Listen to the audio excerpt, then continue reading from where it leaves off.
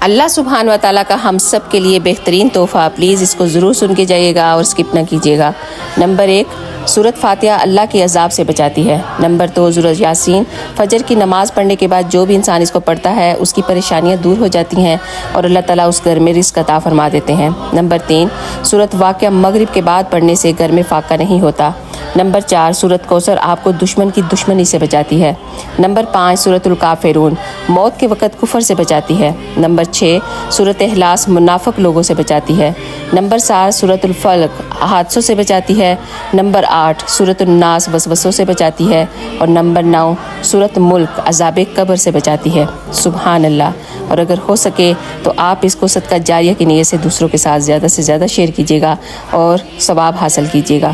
آپ سب کا بہت بہت شکریہ، جزاک اللہ خیر۔